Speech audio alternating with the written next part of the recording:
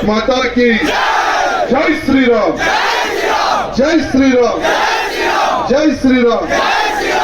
मंच पर उपस्थित हमारे भाई वेंकट रमणा रेड्डी जी, जो कि 2 मुख्यमंत्रियों को हराकर उनकी छाती पर भारतीय जनता पार्टी का झंडा गाड़ने वाले हमारे बड़े भाई।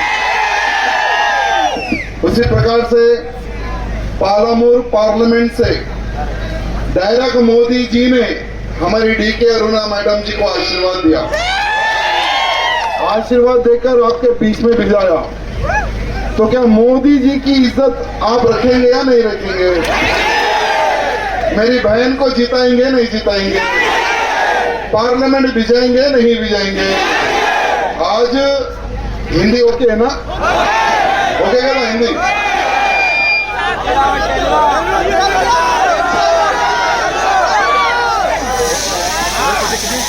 తెలుగు అటు కొద్దిగా అర్థం చేసుకోవాలి. ఇప్పుడు ప్రచారానికి 4 దినాలే మిగిలింది. ఈ 4 దినాల్లో ఎవరెవరు సోషల్ మీడియాలో యాక్టివ్ ఉన్నారు?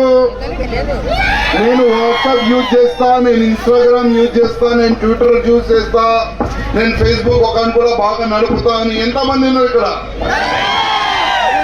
మీరు అనుకుంటున్నారా మళ్ళొక్కసారి ప్రధానమంత్రి మోదీ గారు కావాలని? మన అక్క పార్లమెంట్కి వెళ్ళాలని మీరు అనుకుంటున్నారా? మీరు గంటకి ఒక్కసారి మీ ఫ్రెండ్స్ కానీ, మీ యూట్యూబ్ లో కానీ, ఫేస్బుక్ లో కానీ ఎంతో మంది మీ ఫ్రెండ్స్ ఉంటారు, అందరికి మీరు ఒక రిక్వెస్ట్ చేయండి. ఇక్కడ వేరే వేరే పార్టీలకి మీరు అవకాశం ఇచ్చినారు, ఒక్కసారి బీజేపీకి అవకాశం ఇచ్చి చూడండి మా సత్తా అయింది, మా బలం అయింది, మేము చూపెడతామని. ఇవాళ ఎన్నో పార్టీలు ఉన్నారు, పోటీలో ఇవాళ దిగినారు. ఇక్కడ 3 పార్టీలు ఉన్నది. ఇక్కడ బీఆర్ఎస్, కాంగ్రెస్, ఇప్పుడు మన ఒక బీజేపీ. మీకు చెప్పేది ఒకటే, ఇప్పుడు బీఆర్ఎస్ అదే విధంగా కాంగ్రెస్ ఒకటి అయిపోయినారు. మీరు ఎక్కడైనా బీఆర్ఎస్ ప్రచారం చూస్తున్నారా? ఎందుకంటే కాంగ్రెస్ కి అవుట్రేట్ గా కింద నుంచి సపోర్ట్ చేస్తున్నారు ఈ బీఆర్ఎస్ వాళ్ళు మొత్తం, కాంగ్రెస్ గెలవాలని. వీళ్ళు దొంగ మాటలు మాట్లాడుతున్నారు మీడియాలో. కేసీఆర్ అట్లా మళ్ళీ కింద పోయి ఆ పై నుంచి వెనక నుంచి పోయి వాళ్ళు ఇద్దరు కాంప్రమైజ్ అయిపోయినారు. ఇక్కడ పోటీ కాంగ్రెస్ వర్సెస్ బీజేపీ. ఇప్పుడు ఇది లోకల్ ఎలక్షన్ కాదు తమ్ముళ్ళారా, ఇది స్టేట్ ఎలక్షన్ అసలు కాదు. ఇది ప్రధానమంత్రి దేశానికి ఎవరు కావాలి దానికి ఎలక్షన్ ఇది. ఇప్పుడు మీరు ఒక్కసారి ఆలోచన చేయండి, మన దేశానికి ప్రధానమంత్రి ఎవరు కావాలి? ఇప్పుడు రాజీవ్ గాంధీ మన పప్పుబాయ్, అట్లాంటి వ్యక్తి ప్రధానమంత్రి అయితే మన దేశం ముందుకెళ్తుందా వెనకపోతుందా? ఆయన అంటాడు నేను వాలు వేస్తా, గోల్డ్ తీస్తా. ఎప్పుడు ఏం మాట్లాడతారో ఆయనకి తెలియదు. నిజమైన చూస్తే ఆయన మన బీజేపీ ఓడే. ఎట్లా అంటే ఆయన ఎప్పుడు ఏదైనా మాట్లాడితే మన బీజేపీకి ప్లస్ అవుతుంది. చూడాలంటే కాంగ్రెస్ లో ఒక పెద్ద జోకర్ ఎవరంటే అది రాజీవ్ గాంధీ. మన రాహుల్ పెద్ద జోకర్, మీరు గమనించాలండి.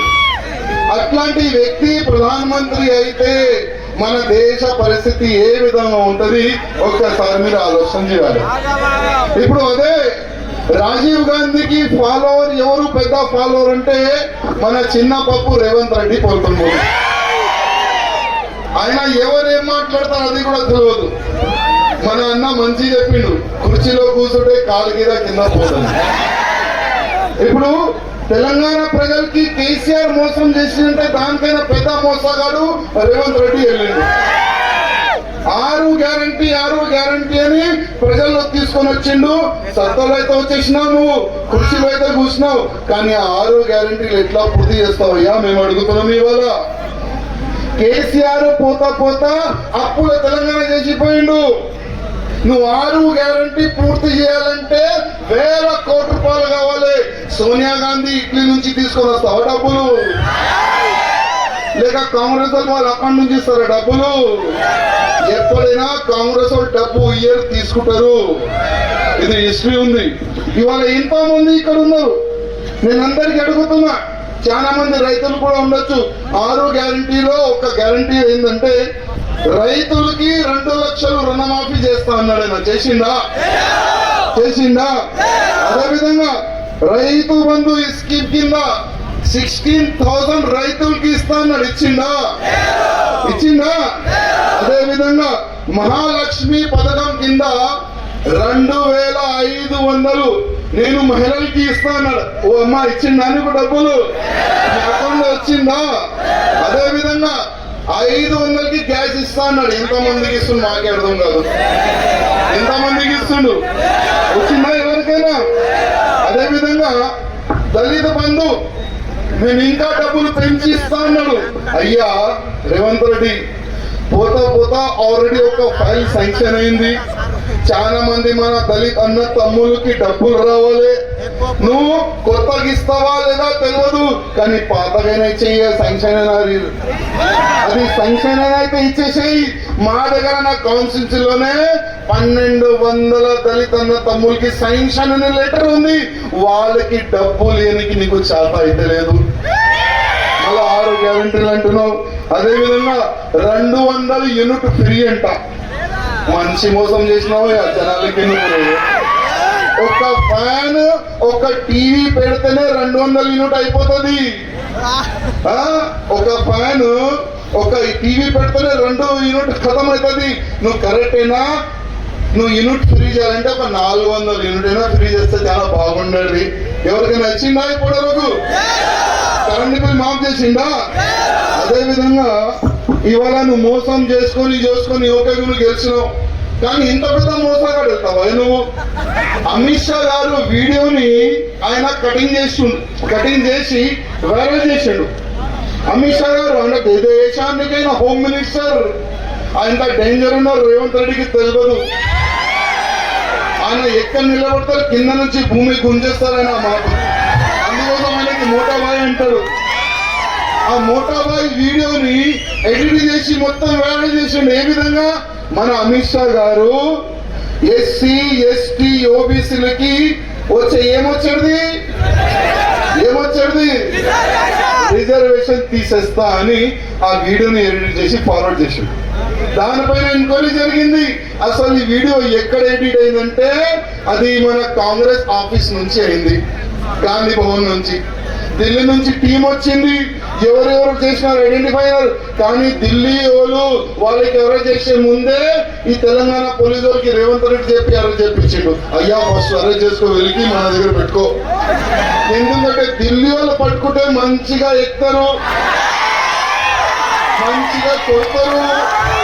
మళ్ళా రేవంత్ రెడ్డి పేరు వెళ్తుంది, రేవంత్ రెడ్డి మళ్ళా రాహుల్ గాంధీ పేరు వెళ్తుందని వీళ్ళంతా ప్లాన్ చేసుకుని వాళ్ళే ముందే అరెస్ట్ చేపిస్తున్నారు. కానీ అమిత్ షా గారు వాస్తవం ఏమన్నాడు? ఎస్సీ ఓబీసీలు కడుపు కోసి నువ్వు 4% ముస్లింస్ వాళ్ళకి ఇస్తున్నావు కదా, అది మేము ఇయ్యమని చెప్పిండు. అది మేము ఇయ్యమని చెప్పిండు.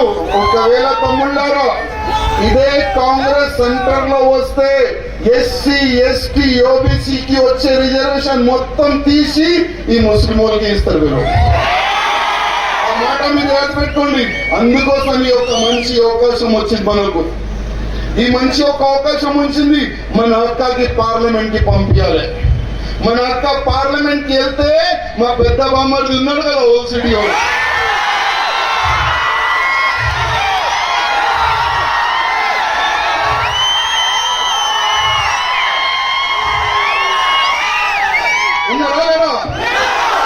ఆయన నోరు మా అక్క పడుకొని గుంజుతుంది ఒకడే.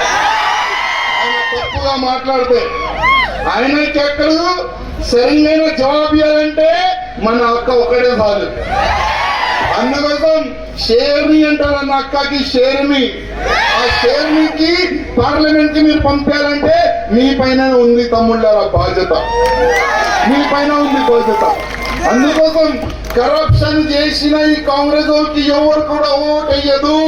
మీకు తెలుసా ఈ కాంగ్రెస్ రాజ్యంలో ఎన్ని కరప్షన్ చేస్తున్నారు వీళ్ళు? 12 లక్షల కోట్ల రూపాయలు. 12 లక్షలు ఎంత అయితే తెలుసా డబ్బులు? అది మన స్టేట్ గవర్నమెంట్ కి సంవత్సరానికి 2 లక్షలు మనకు నిధులు వస్తాయి. కానీ వీళ్ళు 12 లక్షలు కోట్ల రూపాయలు వీళ్ళు కరప్షన్ చేసినారు.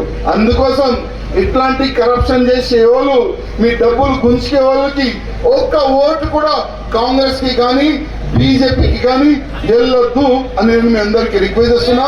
లాస్ట్ కి